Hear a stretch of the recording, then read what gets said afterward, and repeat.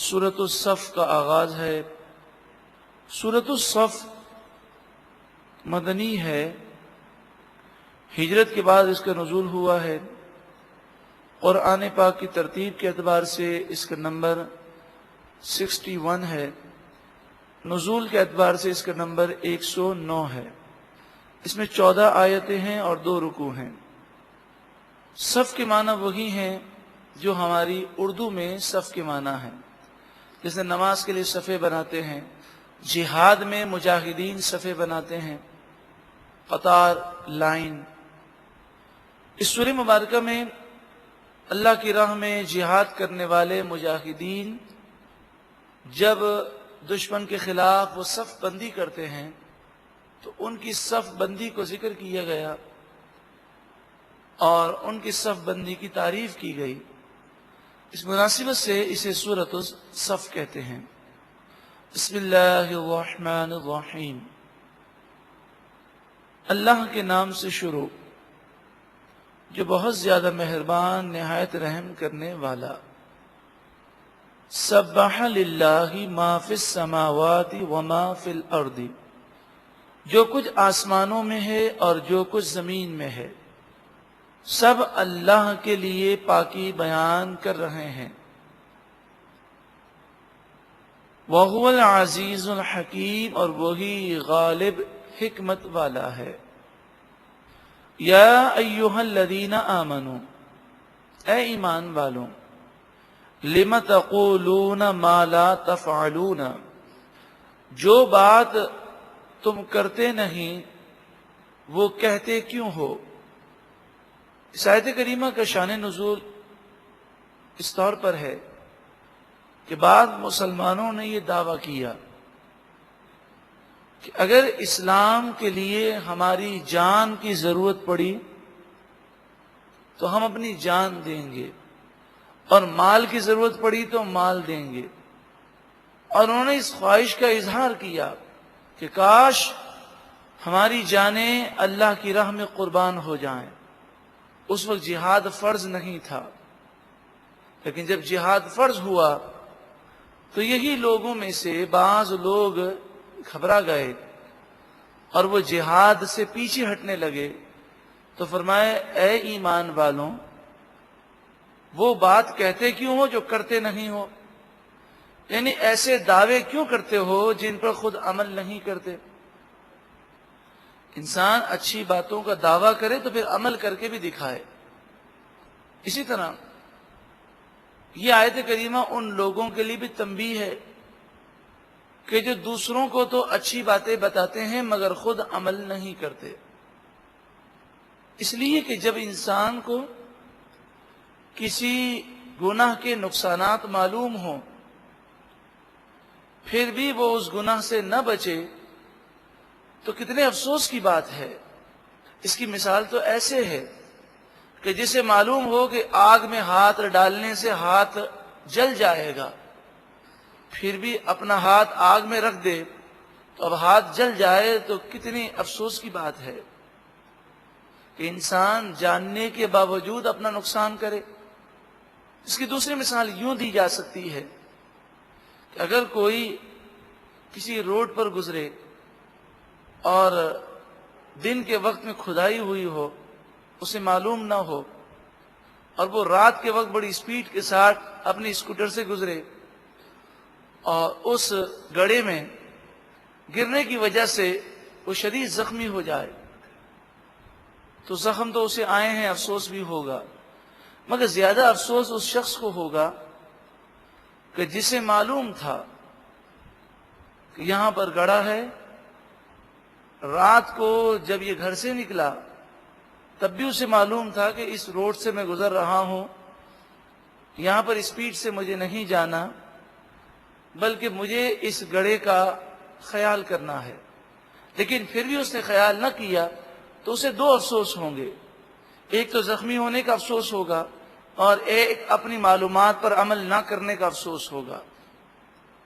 کوئی شخص جانتا ہے کہ یہ بد پرہیزی مجھے بیمار کر دے گی، لیکن اس کے باوجود وہ بد پرہیزی کرے اور ایسی چیزیں کھائے جو اس کی صحت کے لیے مضر ہیں، تو بتائیے کتنا افسوس ہوگا کہ جانتے بوجھتے اس نے اپنے آپ کو ہلاک کیا۔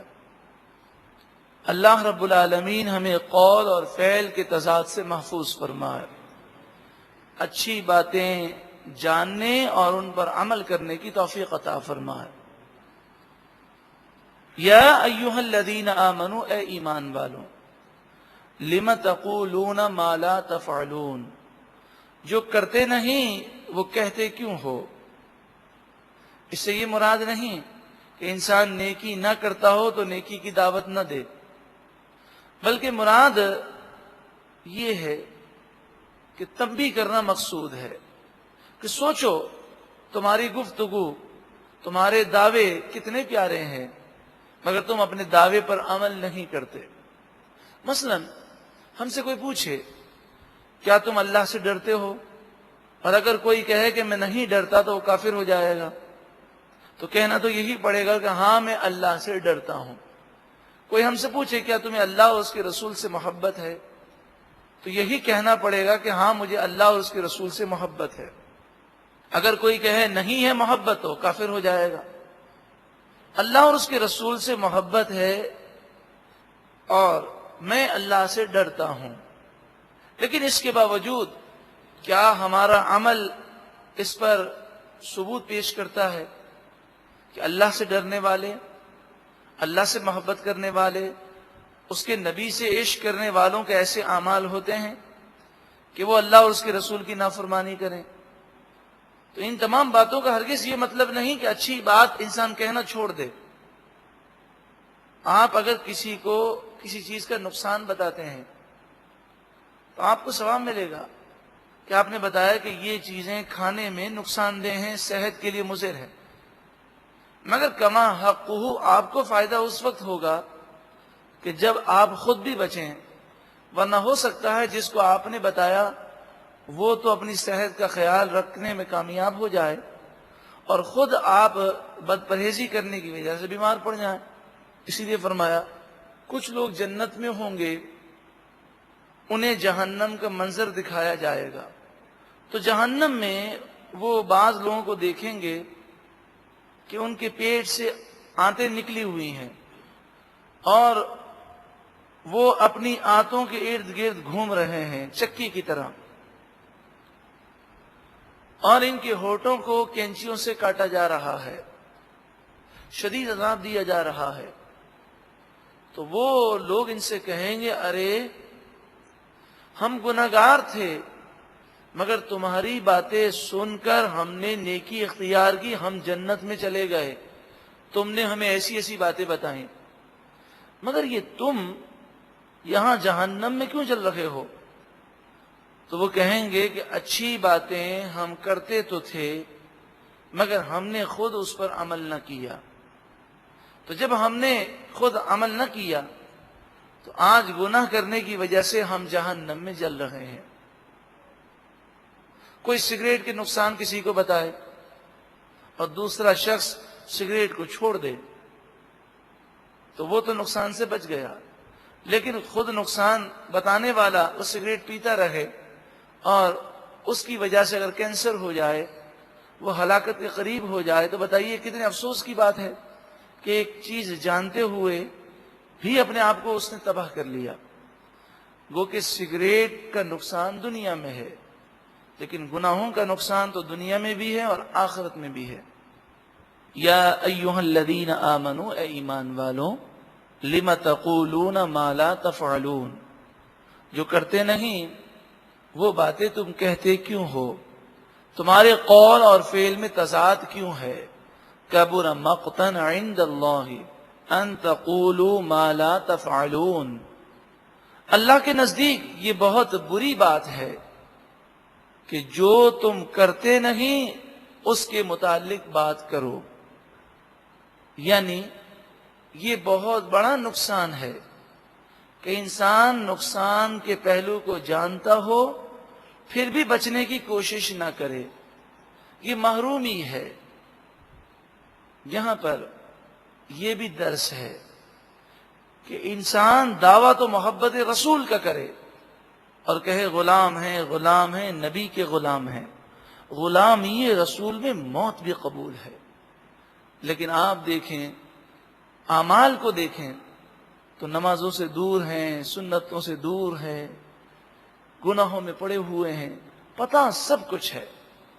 کتنا بھی مسلمان گناہگاروں سے اس بات کا علم ہے کہ نجات اللہ کی عبادت میں ہے، گناہوں سے بچنے میں سکون ہے، مگر اس کے باوجود انسان گناہ کرے، کتنے افسوس کی بات ہے۔ اللہ تعالی ہمیں عمل کرنے کی توفیق عطا فرمائے، ہر قسم کے گناہوں سے محفوظ رکھے۔ ہاں یہ ضرور ہے کہ انسان جب اچھی باتیں کرتا ہے تو امام غزالی علیہ رحمہ فرماتے ہیں اچھی باتیں جب انسان زبان سے کہتا ہے تو اس کا اثر اس کے دل پر ہوتا ہے اور اس کا ضمیر ملامت کرتا ہے۔ اگر کوئی شخص کسی نیک عمل پر عمل نہ کر سکتا ہو تو صوفیان کرام فرماتے ہیں اسے چاہیے کہ اس کی تبلیغ شروع کر دے۔ اب تبلیغ کا فائدہ یہ ہوگا کہ جب وہ اچھی باتیں کسی اور کو بتائے گا تو اس کا ضمیر اسے ملامت کرے گا اور لوگ بھی اسے ملامت کریں گے۔ مثلا ایک شخص وہ فجر کی نماز میں نظر نہیں آتا، وہ اگر دوسروں کو کہنا شروع کر دے کہ بھائی جماعت سے نماز پڑھا کرو، فجر تم گھر میں پڑھنے کے بجائے جماعت سے پڑھا کرو، تو ایک تو اس کا ضمیر ملامت کرے گا، اور دوسرا کسی کو اس نے دعوت دی اور وہ نمازی بن گیا، فجر میں آئے گا تو دوسرے دن یہ سوال کرے گا کہ میاں تم کہاں تھے، تم تو خود فجر میں نظر نہیں آتے۔ اب جب لوگ ملامت کریں گے تو اسے خود شرم آئے گی اور وہ نمازی بن جائے گا۔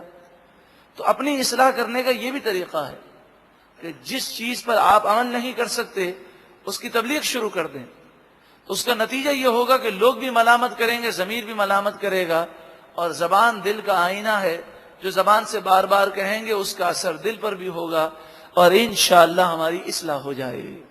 ان اللہ یحب الذین یقاتلون فی سبیلہ صفا، بے شک اللہ تعالی ان لوگوں کو پسند فرماتا ہے جو اس کی راہ میں صف بنا کر جہاد کرتے ہیں۔ یہ صف ایسے بناتے ہیں کأنہم بنیان مرصوص، جیسے ایک سیسا پلائی ہوئی دیوار ہو، شیشہ نہیں بلکہ سیسا، جو ایک دھات ہے جسے پگھلا کر جب دیوار کی بنیادوں میں ڈال دیا جائے تو بڑی مضبوط دیوار بنتی ہے۔ تو یہ مجاہدین ایسی صف بناتے ہیں اور ایسی مضبوط صف ہے کہ گویا کہ یہ سیسا پلائی ہوئی مضبوط دیوار ہے۔ نبی اکرم صلی اللہ علیہ وآلہ وسلم نے جہاد میں بھی اور نماز میں بھی صف بندی پر بہت زیادہ زور دیا، یہاں تک کہ آپ نے فرمایا جس طرح تم نماز میں صف بناتے ہو فرشتے بھی اسی طرح صف کو بناتے ہیں۔ اس لیے ضروری ہے کہ کندھے سے کندھا بالکل ملا ہوا ہونا چاہیے، اس میں فاصلہ نہ ہو، کندھے سے کندھا بالکل ملا ہوا ہو، اور ایڑیاں ایک سیدھ میں ہونی چاہیے۔ جب ایڑیاں ایک سیدھ میں ہوں گی تو کوئی آگے پیچھے نہیں ہوگا، اور جب کندھے سے کندھا بالکل ملا ہوا ہے تو یہ صف جو ہے اس طرح بنے گی گویا کہ ایک سیسا پلائی ہوئی دیوار ہے۔ اس بارے میں بہت زیادہ خیال رکھنا چاہیے۔ اسی طرح جب تک اگلی صف میں جگہ باقی ہے پیچھے کھڑے ہو کر نماز شروع کر دینا یہ حرام ہے، پہلے صف کو پر کرنا ضروری ہے۔ لوگ اپنی پسند کی جگہ سے ہلنا نہیں چاہتے یا ذرا چلنے میں سستی ہوتی ہے، تو آپ جمعے کی نماز میں دیکھیں لوگ خود پیچھے کھڑے ہوتے ہیں اور دوسروں کو آوازیں مارتے بھئی آگے جاؤ آگے جاؤ۔ مسجد میں شور مچانا یہ حرام ہے۔ آپ خود آگے بڑھیں اور جتنا آگے بڑھ سکتے ہیں آگے بڑھیں۔ لوگ پیچھے نماز اس لیے پڑھتے ہیں ان کو بھاگنے کی بسا اوقات جلدی ہوتی ہے، تو وہ سوچتے ہیں کہ اگر آگے جائیں گے تو پھر فوراً بھاگ کر مزے سے نکل کیسے سکیں گے۔ حالانکہ یہ بہت بڑی نادانی ہے۔ اللہ کے گھر میں آئے ہیں، جس قدر آگے جا سکیں جائیں، خود صف کو پر کریں۔ حدیث پاک میں فرمایا جو صف کی کشادگی کو ختم کرتا ہے، یعنی صف میں جگہ باقی ہے وہ آ کر جگہ کو پر کر دے، اس کے لیے مغفرت کی بشارت ہے۔ وَإِذْ قَالَ مُوسَىٰ لِقَوْمِهِ، اور یاد کرو جب موسیٰ علیہ السلام نے اپنی قوم سے فرمایا یا قومی، اے میری قوم، لم تؤذوننی، تم مجھے تکلیف کیوں دیتے ہو، تم میری باتیں کیوں نہیں مانتے، وقد تعلمون انی رسول اللہ الیکم، حالانکہ تم جانتے ہو بے شک میں تمہاری طرف اللہ کا رسول ہوں۔ فلما زاغوا، پھر جب یہ لوگ ٹیڑے ہو گئے اور خوب انہوں نے گناہ کیے، ازاغ اللہ قلوبہم، تو اللہ نے ان کے دل ٹیڑے کر دیے، یعنی گناہ کر کر کے ان کے دل جب مردہ ہو گئے تو ان کے دلوں پر مہر لگا دی گئی گناہوں کی وجہ سے۔ واللہ لا یہدی القوم الفاسقین، اور اللہ نافرمان قوم کو ہدایت نہیں دیتا۔ وَإِذْ قَالَ عِيسَى ابْنُ مَرْيَمَ، اور یاد کرو جب عیسیٰ ابن مریم نے فرمایا علیہ السلام، یا بنی اسرائیل، اے اولاد یعقوب، اے بنی اسرائیل، انی رسول اللہ الیکم، بے شک میں تمہاری طرف اللہ کا رسول ہوں، مصدقا لما بین یدی من التوراۃ، میں تصدیق کرنے والا ہوں اس توریت کی جو مجھ سے پہلے ہے، توریت کی میں تصدیق کرتا ہوں، زبور کی میں تصدیق کرتا ہوں، مجھ سے پہلے جو صحیفے نازل ہوئے میں اس کی تصدیق کرتا ہوں، وَمُبَشِّرًا بِرَسُولٍ، اور میں خوشخبری دینے والا ہوں ایک رسول کی، یأتی من بعدی، جو میرے بعد تشریف لائیں گے، اسمہ احمد، جن کا نام احمد صلی اللہ علیہ وسلم ہوگا۔ نبی اکرم صلی اللہ علیہ وآلہ وسلم کی شان تو دیکھیں، ہمارے یہاں بچے کی ولادت ہوتی ہے پھر اس کا نام رکھا جاتا ہے، اور حضور کی ولادت سے پہلے حضور کا نام احمد اور محمد صلی اللہ علیہ وسلم آسمان و زمین میں مشہور و معروف ہے۔ انبیاء خوشخبری دے رہے ہیں، ہر نبی نے اپنی قوم کو حضور صلی اللہ علیہ وآلہ وسلم کے متعلق علم دیا، حضور کے فضائل بیان کیے، تو حضور کے فضائل بیان کرنا یہ تو انبیاء کی سنت ہے، بلکہ خود اللہ رب العالمین نے حضور کے فضائل بیان کیے، تو حضور کے فضائل بیان کرنا یہ تو اللہ کا طریقہ ہے۔ یہاں پر لفظ ہے مبشر، مبشرن، یہ بھی ہو سکتا تھا مخبرن، کہ میں تمہیں خبر دینے والا ہوں، لیکن یہاں پر خبر کے الفاظ نہیں ہیں بلکہ بشارت دینے والا ہوں، خوشخبری دینے والا ہوں۔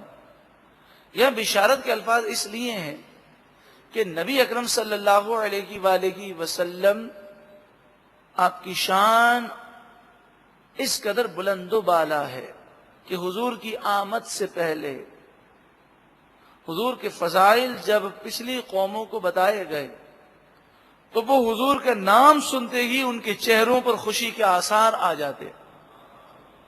تو بشارت کہتے ہیں ایسی خبر کہ جسے سنتے ہی انسان کا دل باغ باغ ہو جائے اور چہرے پر خوشی کے آثار آ جائیں۔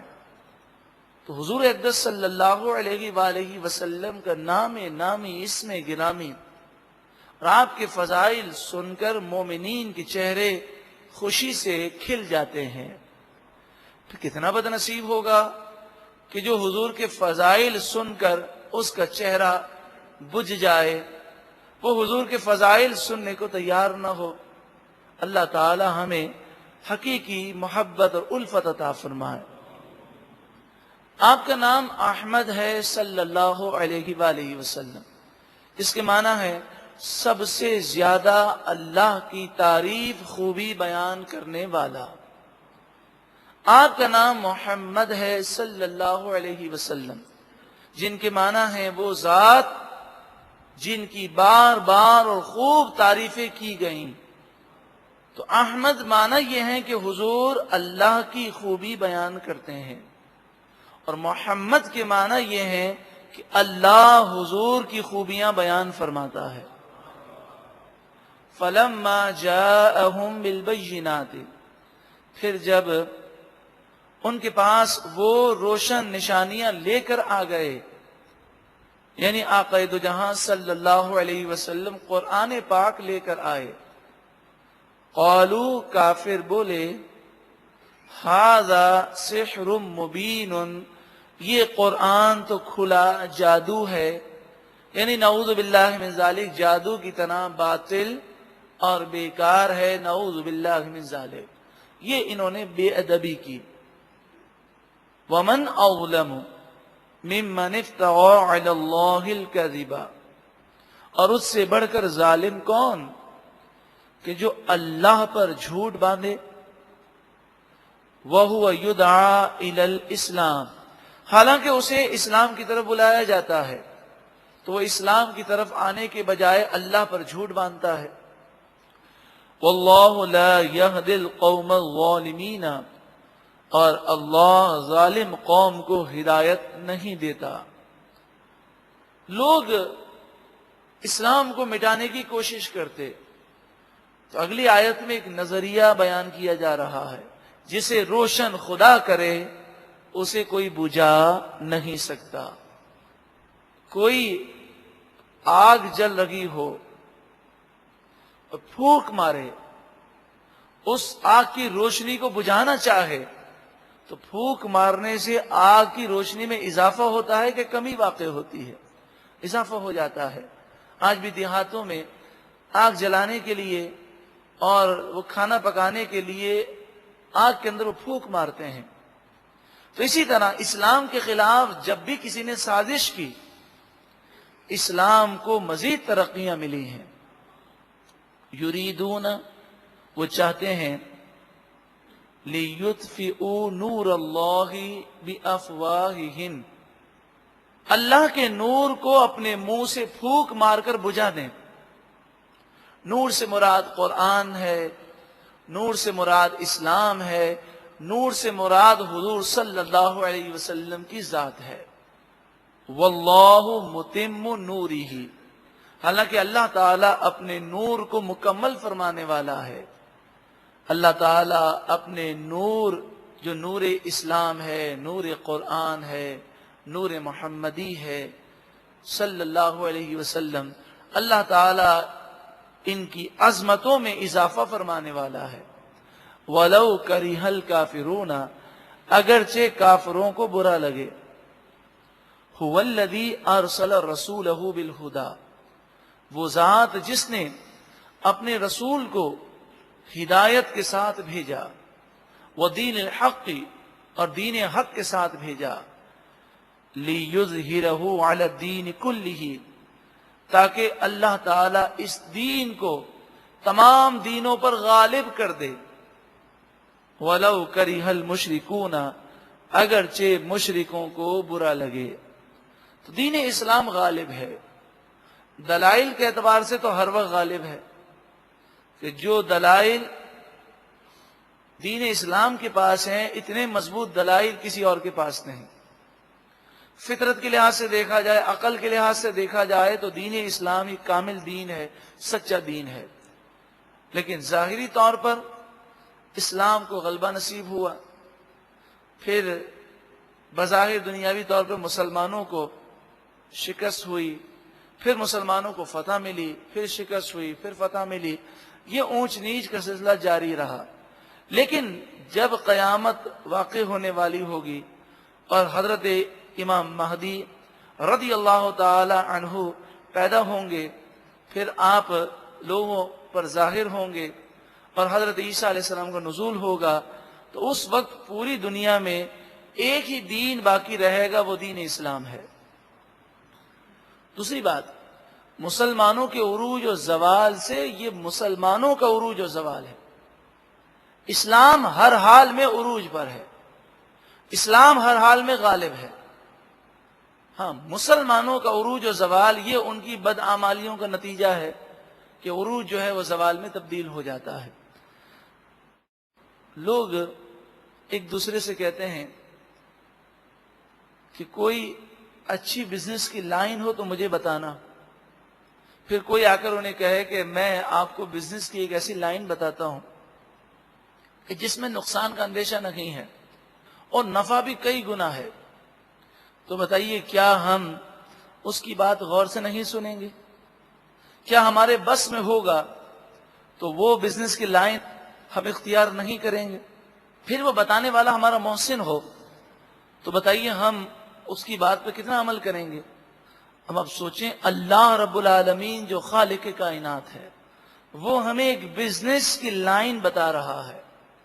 وہ ایک ایسا بزنس ہے کہ دونوں جہاں میں اس میں نفع ہے، دونوں جہاں کی کامیابی ہے. یا ایھا الذین آمنوا، اے ایمان والوں، هل ادلکم علی تجارت، کیا میں تمہیں ایک ایسی تجارت، ایک ایسا بزنس بتاؤں تنجیکم من عذاب علیم، جو تمہیں دردناک عذاب سے بچا دے گا. وہ بزنس یہ ہے، تؤمنون باللہ، تم اللہ پر ایمان لاؤ، ورسولہ، اور اس کے رسول پر ایمان لاؤ. تو مومنین کو خطاب ہے، یعنی ایمان پر ثابت قدم رہو. وَتُجَاهِدُونَ فِي سَبِيلِ اللَّهِ بِأَمْوَالِكُمْ وَأَنفُسِكُمْ، اور اللہ کی راہ میں اپنے مال اور اپنی جان کے ذریعے جہاد کرو. ذَلِكُمْ خَيْرٌ لَكُمْ إِن كُنتُمْ تَعْلَمُونَ، یہ تمہارے لیے بہت بہتر ہے اگر تم جانو.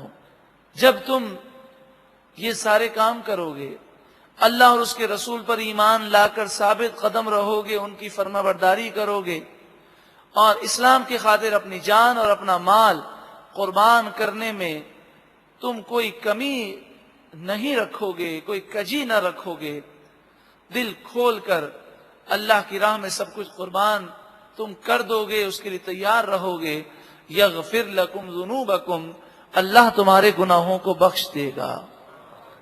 وَيُدْخِلْكُمْ جَنَّاتٍ تَجْرِي مِن تَحْتِهَا الْأَنْهَارُ، اللہ تعالیٰ تمہیں ایسی جنتوں میں داخل فرمائے گا جن کے نیچے نہریں رواں دواں ہوں گی. وَمَسَاكِنَ طَيِّبَةً فِي جَنَّاتِ عَدْنٍ، اور ہمیشہ کے باغات میں بہت خوبصورت اور پاکیزہ مکانات اللہ تعالیٰ تمہیں عطا فرمائے گا. جو دنیا کے بڑے بڑے محلات اور بڑے بڑے بنگلے اور بڑی بڑی کوٹھیاں ان مکانات کے سامنے حقیر ہیں، بے وقت ہیں، ایسے خوبصورت مکانات اور محلات اللہ تمہیں جنت میں عطا فرمائے گا. ذالک الفوز العظیم، یہی سب سے بڑی کامیابی ہے. وَأُخْرَىٰ تُحِبُّونَهَا، اس کے علاوہ اللہ تعالیٰ دنیا میں وہ نعمتیں دے گا جو تمہیں پسند ہوں گی. دنیا کی فتوحات، سکون، چین، اطمینان، راحتیں، کامیابی، یہ دنیا میں بھی ہے اور آخرت میں بھی ہے. نصر من اللہ، یہ اللہ کی طرف سے مدد ہے. وفتح قریب، اور فتح قریب ہے. جب اللہ کی بارگاہ میں بندہ جھک جائے تو سمجھ لے اب فتح قریب ہے اور اللہ کی طرف سے مدد آنے والی ہے. وبشر المؤمنین، اور مومنوں کو خوشخبری سنا دیجئے. یا ایھا الذین آمنوا، اے ایمان والوں، کونوا انصار اللہ، تم اللہ کے مددگار بن جاؤ. یا مراد اللہ کے دین کی مدد کرو. کما قال عیسی ابن مریم، جیسا کہ عیسیٰ ابن مریم نے فرمایا. للحواریین، اپنے حواریوں سے، ساتھیوں سے جن کی تعداد 12 تھی. من انصاری الی اللہ، کون اللہ کی خاطر میری مدد کرے گا. جب یہودیوں نے آپ پر حملہ کرنے کی سازش کی تو آپ نے اپنے ساتھیوں سے کہا کہ میرا مددگار کون ہوگا. اپنے ساتھیوں سے آپ نے مدد مانگی. اب تو اللہ کے نبی ہیں، آپ چاہیں اللہ تعالیٰ سے دعا کریں، اللہ تعالیٰ ڈائریکٹ خود مدد کرنے پر قادر ہے. مگر اپنے ساتھیوں سے مدد مانگنا 2 وجہ سے تھا. ایک تو یہ کہ رہتی دنیا تک لوگوں کو پتہ چل جائے کہ غیر اللہ سے مدد مانگنا جائز ہے، جبکہ عقیدہ یہ ہو کہ حقیقی مددگار اللہ ہے، یہ ذریعہ اور وسیلہ ہے. دوسری بات، حواریوں کو موقع دینا ہے کہ وہ اللہ کی راہ میں کوششیں کریں. اللہ تعالیٰ چاہتا تو بغیر محنت و مشقت کے، ہم محنت نہ کرتے، مشقت نہ کرتے، اسلام پھیل جاتا. تو ہمیں محنت اور مشقت کا جو درس دیا گیا یہ ہمارے بھلے کے لیے، تاکہ ہم اسلام کی خاطر کوششیں کریں اور ہمیں ثواب ملے. تو حواریوں کو یہ آپ نے اس لیے فرمایا تاکہ وہ اپنے جذبے کا اظہار کریں اور انہیں ثواب ملے. قال الحواریون نحن انصار اللہ. حواریوں نے کہا کہ ہم اللہ کے دین کے مددگار ہیں، کیونکہ عیسیٰ علیہ السلام کی مدد کرنا در حقیقت اللہ کے دین کی مدد کرنا ہے. نبی اکرم صلی اللہ علیہ وآلہ وسلم نے بھی غزوہ احد کے موقع پر صحابہ کرام کو پکارا اور فرمایا ہے کوئی جو میری مدد کرے، کیونکہ کافروں نے حملہ کیا. تو صحابہ کرام آگے بڑھے اور انہوں نے آپ کو اپنے گھیرے میں لیا اور کافروں کے تیروں کا اور تلواروں کا انہوں نے مقابلہ کیا. حضور چاہیں اللہ کی بارگاہ میں دعا کریں، فرشتے حفاظت کے لیے نازل ہو جائیں، مگر رہتی دنیا تک صحابہ کرام کے جذبات کو حضور نے لوگوں کو بتایا. تو حضور محتاج نہیں ہے صحابہ کرام کے، مگر حضور صلی اللہ علیہ وآلہ وسلم نے صحابہ کرام کو بلایا اور انہوں نے اپنی جانیں حضور کے قدموں پر نچھاور کی غزوہ احد کے موقع پر. اور رہتی دنیا تک صحابہ کرام نے اپنے عمل سے یہ پیغام دیا، میرا سب کچھ آپ پر قربان ہے یا رسول اللہ. فآمنت طائفة من بنی اسرائیل. پس بنی اسرائیل کا ایک گروہ حضرت عیسیٰ علیہ السلام پر ایمان لایا. وکفرت طائفہ. اور ایک گروہ نے بنی اسرائیل میں سے ایک گروہ نے عیسیٰ علیہ السلام کا انکار کیا. فَأَيَّدْنَا الَّذِينَ آمَنُوا عَلَىٰ عَدُوِّهِمْ. پس ہم نے ایمان والوں کی ان کے دشمنوں کافروں پر مدد فرمائی، یعنی ایمان والوں کو غلبہ دیا. فَأَصْبَحُوا ظَاهِرِينَ. پس وہ ایمان والے غالب ہو گئے.